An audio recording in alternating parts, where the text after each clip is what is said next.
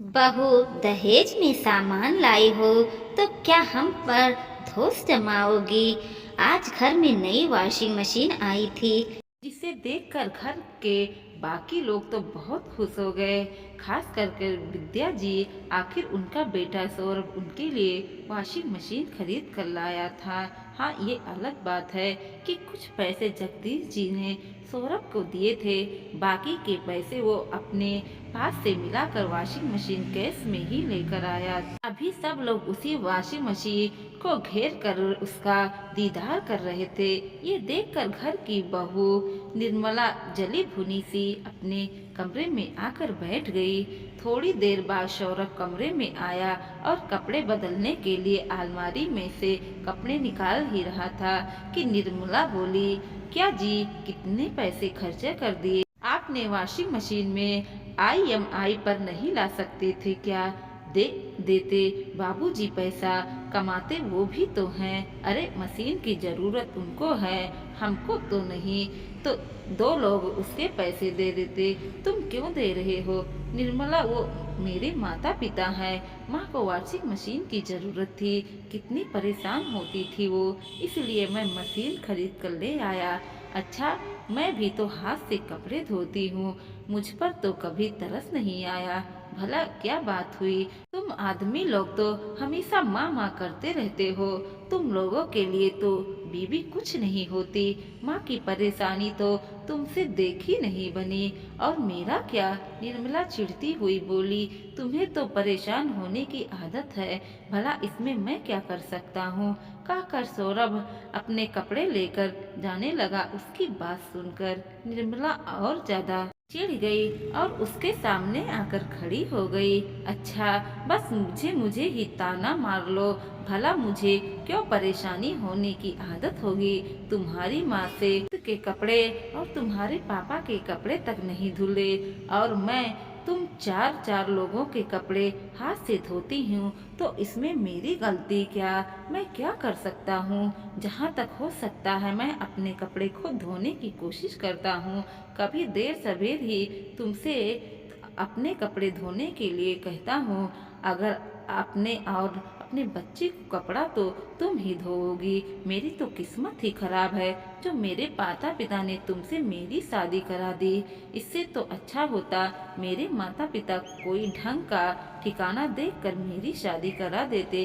कम से कम मैं खुश तो रहती। तुमसे तुम्हारे माता पिता की गलती है, वो तुम्हारी अमीर घर में ही तुम्हारी शादी करा देते, तब भी तुम खुश नहीं रहती, क्योंकि तुम्हें हर बात में मेरा मेरा करने की आदत है।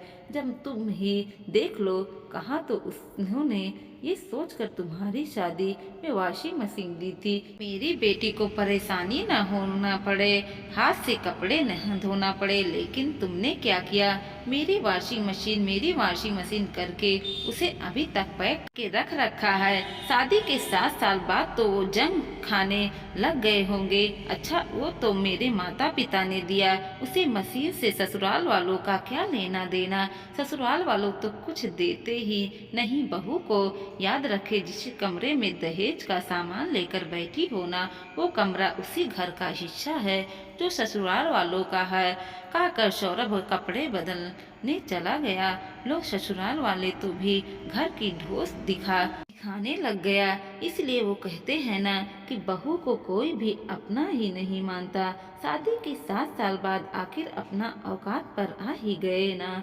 निर्मला जोर जोर से चिल्लाती हुई बोली।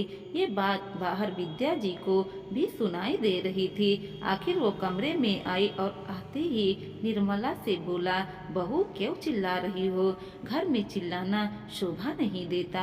हाँ, आप तो मुझे ही कहेंगी ना, अपने बेटे को क्यों न कहेंगी भला? बहू कभी ससुराल वालों की हुई है क्या? आज घर में धोस दिखा ही दिया ना आपके बेटे ने। निर्मला विद्या जी को जवाब देते हुए बोली, बहू माना कि सौरभ गलत है, उसे ऐसा नहीं बोलना चाहिए था, पर एक बात मुझे समझ में नहीं आई, तुझे बुरा क्यों लग रहा है? आज वो तेरी ही भाषा तो बोल रहा है। वो अपने ही जैसे व्यक्तित्व को देखकर इतना तिलमिला क्यों गई?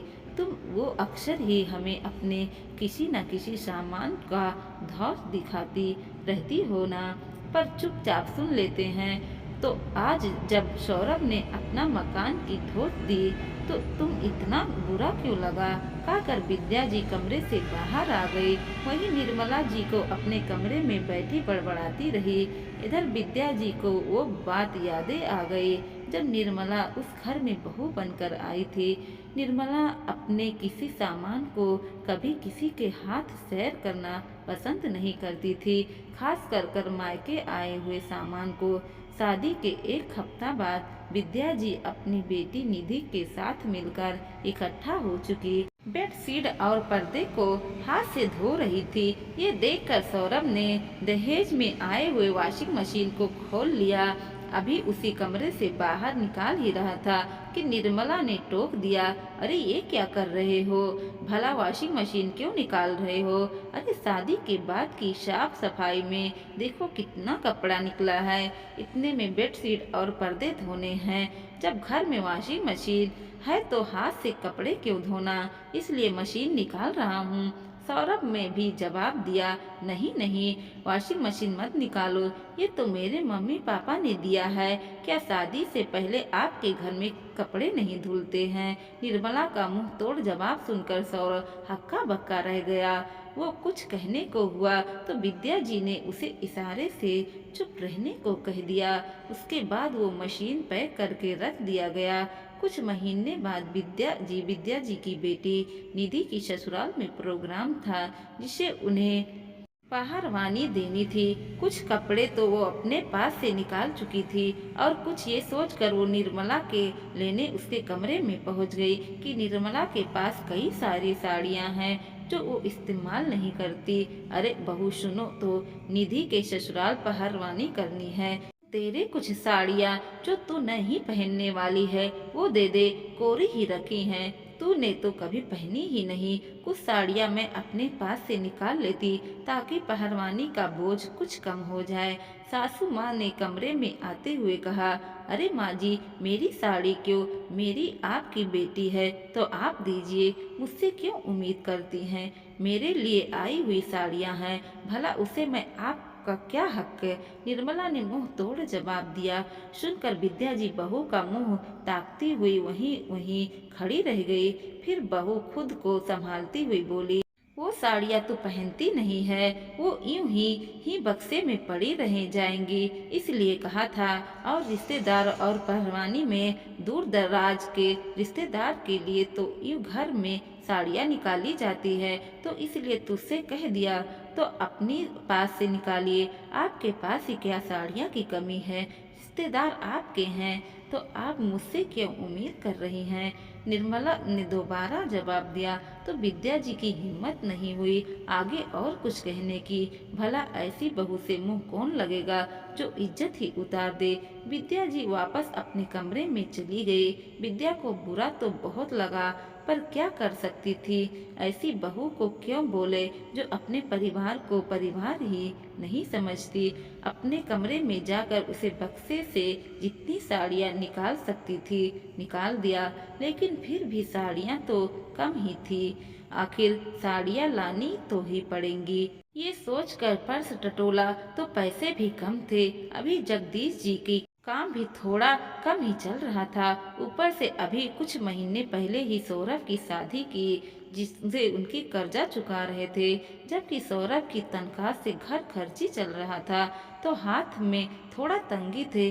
जब वो शॉपिंग जगदीश जी के आने के बाद ही हो सकती थी, इसलिए विद्या जी मन महसूस कर रह गई। कुछ साड़ियों की पैकिंग करके रख दी और आखिरकार जगदीश जी ने इधर उधर से कर्जा लेकर पैसों का बंदोबस्त किया, जिसे फिर विद्या जी ने लेन देन का साड़ियाँ खरीदी। 7 साल में ऐसे कई मौके आए जहां पर एक बहू होने के नाते निर्मला का हाथ परिवार चाहता था, पर निर्मला तो अपने में ही रहती थी। खैर तभी बाहर सौरभ ने आते हुए कहा, चलो माँ, नई मशीन का शुभारंभ करते हैं। इधर अभी भी निर्मला के बड़बड़ाने की आवाज आ रही थी। विद्या जी ने सौरभ की तरफ देखा। सौरभ विद्या जी के कंधे पर हाथ रखते हुए बोला, अब जिसको नहीं बदल सकते उसे नहीं बदल सकते। इसलिए जो है उसमें खुश हो लेते हैं। इसकी बात सुनकर विद्या जी मुस्कुरा दी। मन में यही तो तसल्ली थी कि चलो बहू ना सही, कम से कम बेटा तो साथ है।